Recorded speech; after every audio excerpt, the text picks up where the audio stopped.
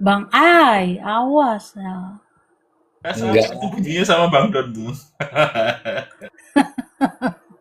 Iya, ini contoh. Saya tanya sama kamu, jujur saja. Kamu jujur. Jujur ya, saya tanya nih, kenapa handphone nyala TikToknya, kamu mandi, kenapa handphonenya kamu bawa? Kan aku udah bilang, Mister Ji, setidaknya aku masih bisa mendengar suaranya di koma. Kalau diputus kan putus. Jadi enggak nyambung apa yang sedang dibahas gitu. Hmm, Kalau dipasang kan kedengaran. hmm, Tidak apa-apa kan akunya di mute, Mister. ya, ya, ya, ya. Enggak, malah bagus itu, mungkin kalau on cam, terus diperlihat. Mister Ji kacau kalau begitu bisa-bisa komalnya ini gulung Iya, tikar loh, Mister. langsung Betul nggak? pelanggaran, langsung pelanggaran ya. Heeh.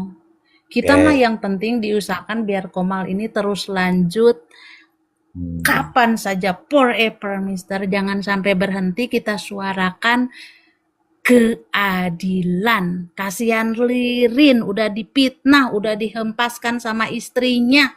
Coba kalau deket pasti aku belikan nasi bungkus, jangan makan nasi cadong melulu di tahanan, Mister. Kayaknya kamu lagi marah banget ini. Ini Marah banget, semakin membaca itu semakin kita tahu kebenarannya, semakin kasihan sama si Ririn. Dia itu benar-benar dijolimi sampai dia itu dibilang apa, psikopat apa-apa, kampret apa-apa-apa. Malu itu, Mister, kalau aku mah yang ngomong-ngomong kayak begitu. Fitnati asadu minal qatl. Kejam, fitnah lebih kejam daripada pembunuhan. Rasain siapa yang akan satu persatu, one by one akan tumbang pada waktunya. Lihat saja omongan saya, Mister. Benar, gemes saya. Makasih, Mister. lampiaskan, lampiaskan. Masih ada waktu. 2 jam lagi. Itu tuh sama mama yang pada demo bilang, itu si Ririn itu begitu, itu si Ririn itu begitu. Matamu. Eh, memang benar tuh mata ya matamu. Iya matanya matamu gitu, mata-mata di mana-mana mata gitu loh, Mister. Hmm. Kan kasihan Setuju kalau sama orang Mbak nggak Lilian, bersalah. setuju. Setuju, Benar Mbak. nggak? Kita ini manusia, Mister. Saya ini wanita, saya ini ibu. Coba kalau terjadi sama anak saya seperti begitu. Oh, jangan harap saya diam seperti ibunya Ririn. Sampai nyawa pun pasti akan saya korbankan demi anak saya yang tidak bersalah, Mister. Benar, demi Tuhan. Anak segala-galanya bagi saya. Hmm. Tidak akan saya biarkan. Coba itu yang berkoar-koar bilang, oh itu Ririn ahli drama, apa bla bla bla bla bla begitu begitu. Semua memframing, nggak ada satupun yang ada kebaikannya si Ririn. Sampai teman-temannya yang suka ditraktir ketika si Ririn belum terjadi masalah itu, yang ketika perut mereka pada kenyang ditraktir sama si Ririn, pas dengan kejadian ini semua buka suara membuka keburukannya si Ririn. Siapa coba yang gak gemes, Mister? Yang gak setuju, ayo DM aku. Mereka itu semua Setuju saya, memframing Mbak. Setuju. keburukannya. Iya betul kan, Mbak? Dulu kita belum tahu apa-apa, kita itu, tapi aku masih sabar. Aku itu, Mister, mohon maaf, saya itu di sini itu kerja itu dengan anak-anak yang eh, ada kehususannya gitu, Mister. Jadi sedikit banyaknya aku bisa membaca, nggak usah melewati mata langsung dari foto, saya bisa membaca orang ini seperti apa, macam bagaimana, seperti begitu. Saya melihat dari sudut mata si Ririn, di situ ada dia itu ada seperti teraniaya kayak begitu, Mister. Walaupun Prio itu marbot, sang marbot yang suka Allahu Akbar. Tapi saya lihat di lirik matanya itu, dia itu lirikan pertama. Nah, dari antara dia sebagai marbot dengan dalam-dalamnya hati dia ada kelainan, ada perbedaan, Mister. Oh, oh. Begitu. Bukan, walaupun saya jujur Mister, saya tidak pernah berkomal-komal, saya tidak pernah ikut tentang urusan lain. Itu pitinya Ririn yang waktu Pak Tony RM itu yang dia sampai melirik ke belakang ini, bukan saya pelakunya Pak. Nah itu di situ terpanggilnya hati saya untuk terus berada di Komal Mister G ini. Itu yang memanggil nurani saya sebagai perempuan dan juga sebagai seorang ibu. Terima kasih, Mister. Wow, Pembunuh kok dibela. ini kalau suara perempuan begini, wah saya luar biasa ini. Ini suara perempuan loh ini. Hatinya yang bersuara ini. Luar biasa ini. Luar biasa ini. Coba kamu, kalau menurut kamu gimana Julia? Ya, saya setuju dengan Mbak Lilian itu. Jangankan teman-teman yang nggak dekat sama Ririn, Prio pun yang mungkin sudah dianggap Ririn saudara ya katanya kan, setiap hari di rumahnya Ririn, makan tidur di rumahnya Ririn, itu saja dia mampu mengkhianati Ririn loh. Apalagi teman-teman yang cuman dianggap sebagai teman gitu ya. Dari sini itu Ririn bisa membaca, dari kejadian sini bisa membaca mana orang-orang yang layak dipertahankan sebagai teman dan mana orang-orang yang kalau seandainya dia bebas atau keluar nanti ya harus ditinggalkan gitu, Mr. J. Ya, ya, benar juga nih. Saya ngomong dulu ya. Aku melihat dua orang ini sahabat, bahkan kesana kemari tuh naik motor itu, sahabatan. Tapi begitu mau mendekati apa namanya kesaksian pada saat itu, kalau namanya sahabat betul-betul sahabat akan memberikan kesaksian yang tulus, ya kan? Tak mungkin ya ketika di depan hakim justru berubah kesaksiannya itu ya. Karena perubahan itu kenapa? Kemarin sudah dijelaskan ada didatangi ini, didatangi ini. Tapi yang saya heran, ini sahabat semua loh, ini tak kasih tahu nih. Ririn sahabat dengan Prio. Ririn itu juga teman baik sama almarhum. Disitulah yang kita sampai sekarang ini bertanya-tanya. Apakah iya gara-gara mobil apa itu 750.000 terus begitu? Apa iya gara-gara apa itu namanya itu bisnis? Apa iya? Menimbulkan banyak pertanyaan. Oke, terima kasih untuk Julia Sanser. Untuk saya ingin menambahkan lagi, Mr. J. Boleh. Waktu Prio merubah keterangannya di akhir itu, lihat ekspresi Ririn saat itu. Dia langsung lemas kan, langsung tertunduk. Bukan karena kebenarannya terbongkar oleh Prio, tidak. Mungkin karena dia kecewa. Oh ternyata seperti ini orang yang saya anggap sahabat mampu menikam saya dari belakang. Kecewanya Ririn saat itu sangat nampak jelas sekali. Itu bagi orang-orang yang paham psikologi ya. Tapi bagi orang-orang yang benci sama Ririn, tertunduknya dia saat itu mungkin mengira kebohongan Ririn terbongkar. Mungkin mereka menginterpretasikannya seperti itu. Tapi saya melihat dari sisi lain, dia sangat kecewa sama Prio yang mampu menuduh dia seperti itu. Karena dia menganggap tuduhan Prio itu sangat-sangat salah kan. Waktu dia waktu dia berkuar-kuar, saya bukan pembunuhnya, dia sangat terlihat ekspresif sekali kan, karena dia merasa didukung oleh Prio, sahabatnya. Waktu itu kan dia dibela sama Prio kalau dia bukan pelakunya. Nah, di situ dia sangat agresif dan semangat sekali waktu dia mengakui dia bukan pembunuhnya. Tapi di saat Prio merubah keterangannya, tampak 180 derajat berbalik ekspresi Ririn. Karena dia sangat-sangat merasa dikhianati dan kecewa. Demikian Mr. J. Wah, ya ini pendapat-pendapat seperti ini teman-teman ya. Saya itu menggunakan 3K. Ya, yang pertama konsisten. Jadilah manusia yang konsisten. Kemudian konsekuen. Ya, konsisten, konsekuen, komitmen. Jangan hari ini diomongin begini, pindah keterangan. Diomongin begini, dijanjiin 1 tahun, berubah.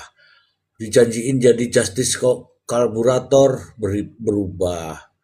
Dijanjiin hukumannya ringan, berubah. Itu nggak bagus kalau begitu.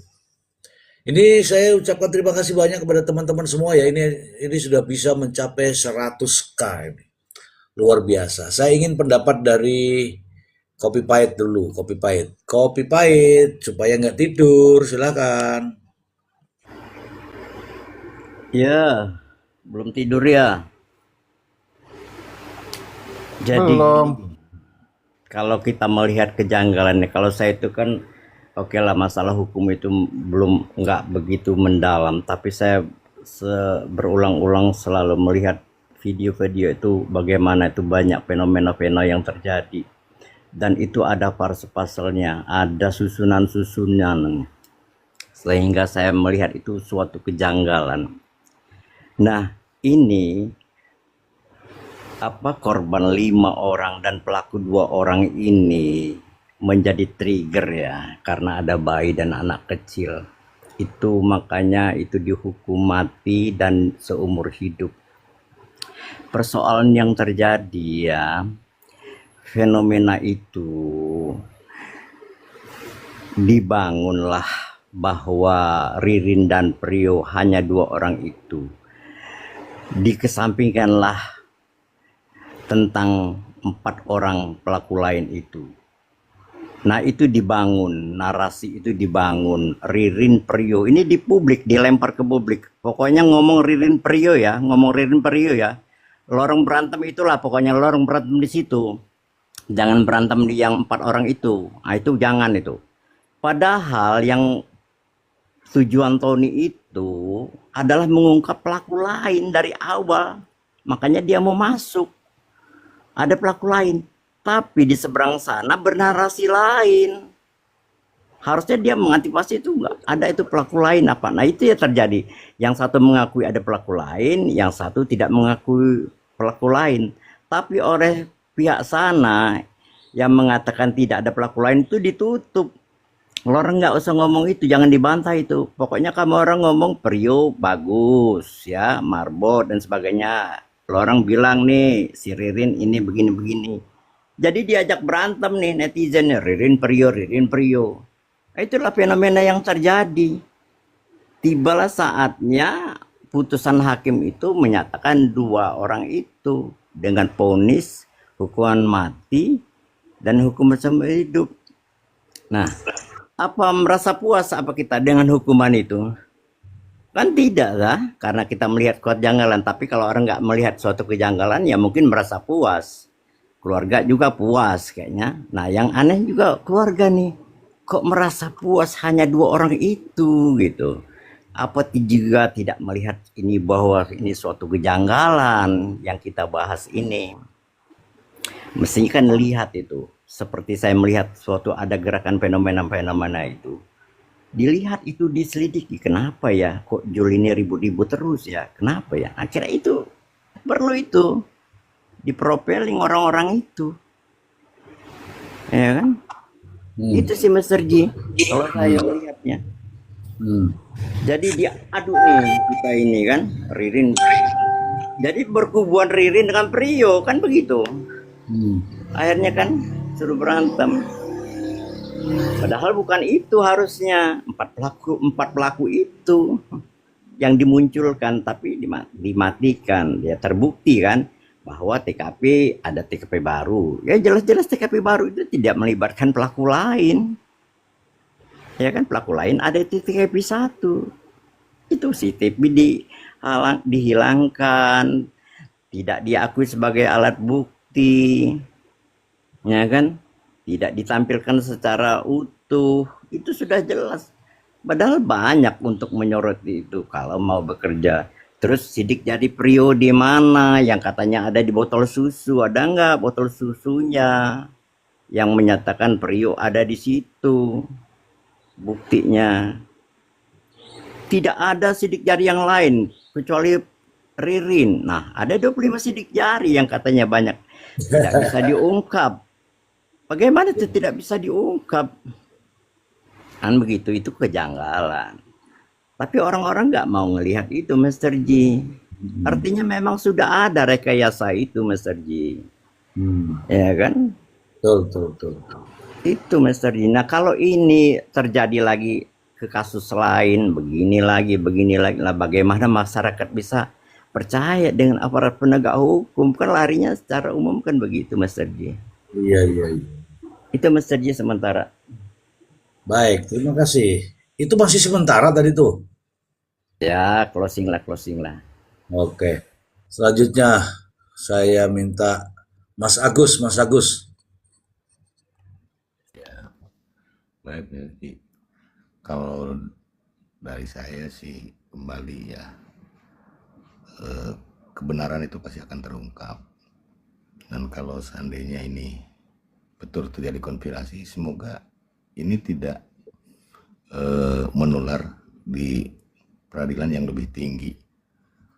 Jadi terima kasih teman-teman sudah banyak yang bersuara untuk keadilan ini. Jangan berhenti karena banyak kejanggalan-kejanggalan ini. Semoga kejanggalan ini segera terungkap, Mr. G. Oke. Itu saja mungkin, Mr. G. Terima kasih. Baik, terima kasih. Ini sekarang kita berikan kesempatan untuk Bang Alif. Silakan Bang Alif. Oke, Mr. J, terima kasih telah memberikan kesempatan saya lagi dan lagi untuk bicara.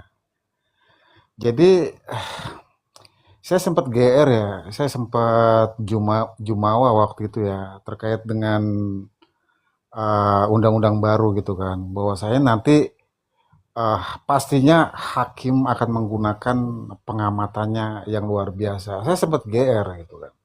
Ternyata tidak.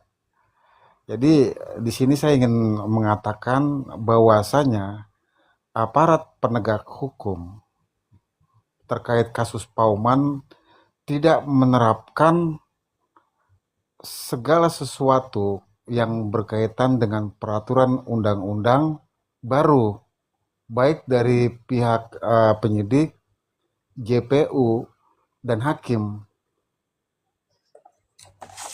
Ya, hakim tidak menggunakan pengamatannya. Jika hakim menggunakan pengamatannya, pasti banyak sekali kejanggalan di dalamnya, banyak sekali kontradiktif di dalamnya, banyak sekali ketidaksesuaian di dalamnya. Itu kalau jika hakim mengamati benar-benar sesuai dengan aturan undang-undang baru. Pun begitu terhadap JPU. JPU kan diberikan keleluasan terkait dengan undang-undang baru itu, di mana dia diberi kehormatan untuk menjadi kepala pengawasan dalam QC pada proses penyidikan dan penyelidikan. Namun apa yang terjadi? Ya, ketika alat dan barang bukti dihadirkan di tengah-tengah persidangan, gitu kan, tanpa diteliti kualitasnya, apakah sudah memenuhi persyaratan SOP dan lain sebagainya, gitu kan. Begitu juga dengan pihak kepolisian, gitu, yang saya pikir tidak menerapkan SGI secara baik dan benar, gitu kan. Jadi saya rasa ini 3 elemen tadi nih, 4 elemen bahkan dari advokatnya juga, gitu kan. Mereka belum melaksanakan tugas mereka sebagai aparat penegak hukum dengan baik dan benar. Itu aja mungkin Mr. G dari saya, Mr. G. Oke, terima kasih. Sebelum ke Bang Ae, saya bernarasi lebih dahulu. Apa yang disampaikan oleh Bang Alif, saya akan tambahkan di sini. Itu benar ya. Di dalam KUHP yang baru memang ada di sana alat bukti, yaitu pengamatan hakim. Ya kan? Tadi Bang Alif mengatakan sayangnya pengamatan hakim itu tidak digunakan. Justru, nah ini teman-teman semua, pengamatan hakim memang menjadi alat bukti dalam sebuah persidangan. Tetapi saat ini pengamatan Anda yang tertuju pada pengamatan hakim. Ketika hakim mengamati, justru Andalah yang mengamati hakim itu. Saya kasih tahu, benar atau tidak, ketika hakim bertanya kepada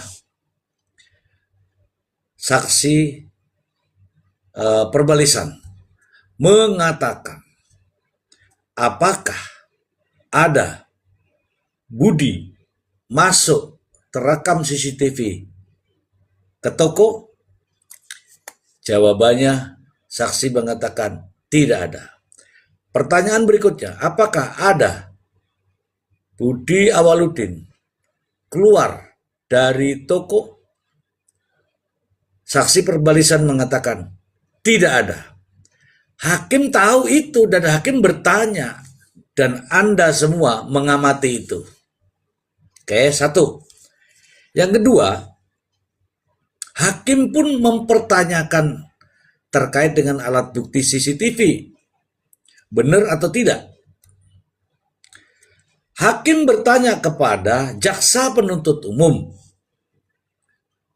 apakah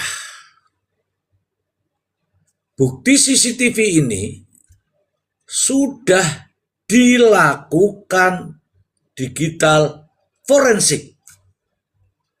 Apa kata jaksa? Jaksa menjawab, belum.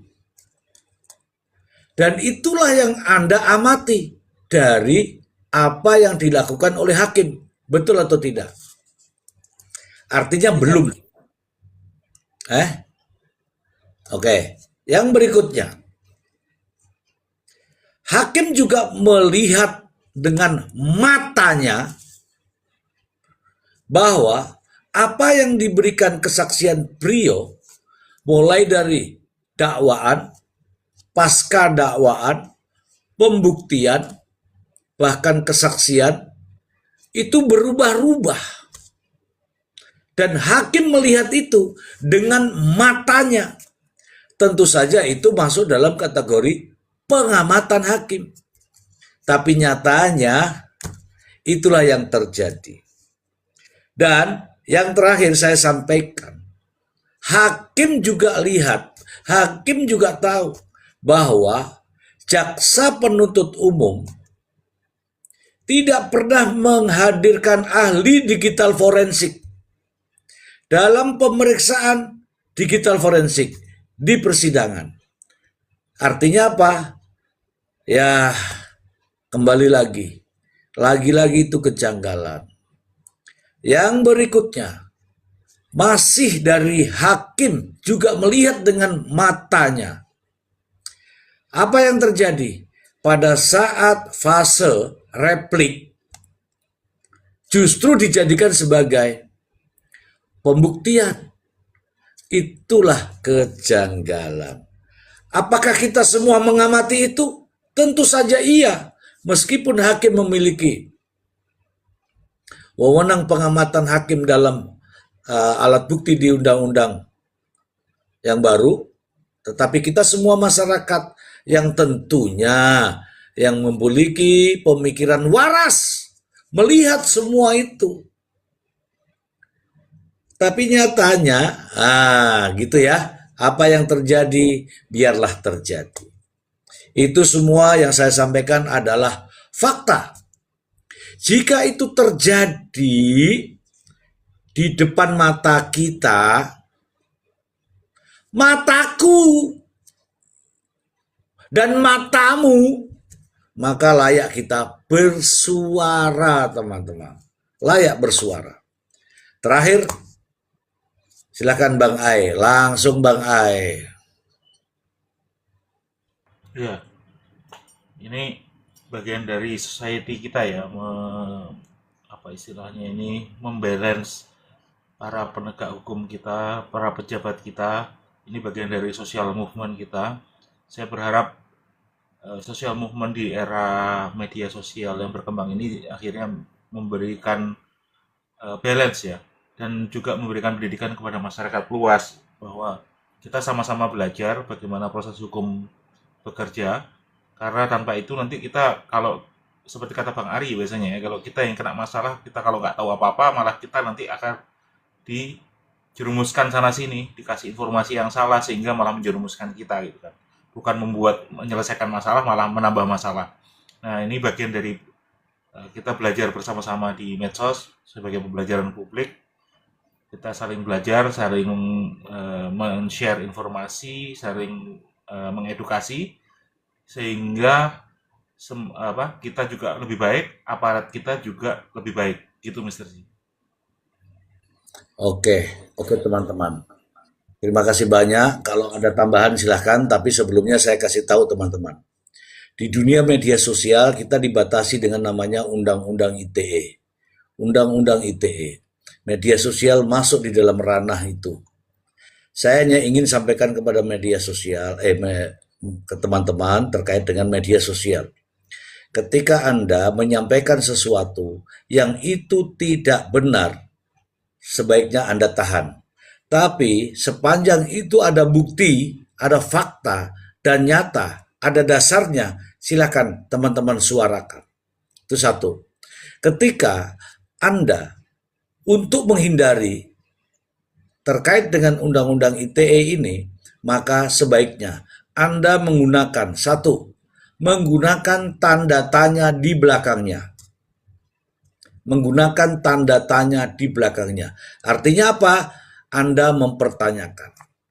Atau yang kedua, gunakan kata-kata pertanyaan. Salah satu contoh, apakah? Benarkah? Bagaimanakah? Ya kan? Mungkinkah? Dan sebagainya. Silakan Anda kemas sedemikian rupa dalam berbahasa-bahasa mempertanyakan di media sosial. Tetapi jika Anda mengatakan ternyata, itu maka sudah pasti. Tetapi kalau Anda mempertanyakan benarkah atau bagaimanakah atau menurut Anda, itu pasti ada pertanyaan-pertanyaan. Itu cara untuk menghindari adanya kita, ya, untuk tidak terjebak dalam main media sosial. Ya, seperti contoh saya terjadi kejanggalan. Kalau nggak ada sumbernya, jangan mengatakan kejanggalan. Oke? Karena ada sumbernya, maka Anda boleh katakan. Kenapa Anda mengatakan demikian? Ada sumbernya. Oke, contoh misalnya, ada yang mengatakan, Mr. Z gelandangan. Ada yang mengatakan itu. Bagaimana bisa dia mengatakan saya gelandangan? Artinya dia asal sebutkan. Nah, makanya saya ajak. Tetapi saya yakin yang ngomong begitu adalah kuman. Atau setidak-tidaknya mereka-mereka yang benci dengan saya. Dan saya berprinsip, saya paham kenapa mereka-mereka benci dengan saya. Karena mereka tahu bahwa kita berbahaya. Itu saja teman-teman, terima kasih banyak. Kita akan ketemu di lain kesempatan besok malam dengan tema-tema yang lebih bagus lagi. Terima kasih banyak untuk Bang Ai. Terima kasih untuk Lilian. Terima kasih untuk Bang Ali.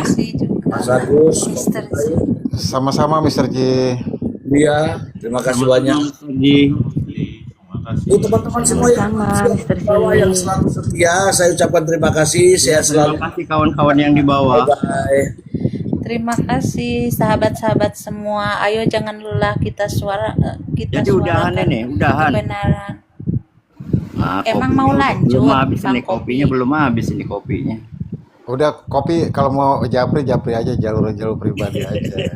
Lanjut di jalur hijau. Jalur langit katanya Bang Kopi. Kopinya belum selesai nih. Terima kasih ya teman-teman ya. Kita ketemu lagi. Bye-bye. Iya, terima kasih. Terima kasih kawan-kawan. Sehat-sehat ya Mr. Bang Ji, Ai, kawan-kawan selamat malam semuanya. semuanya. Bye-bye. Bye-bye juga. Ya, Assalamualaikum. Waalaikumsalam.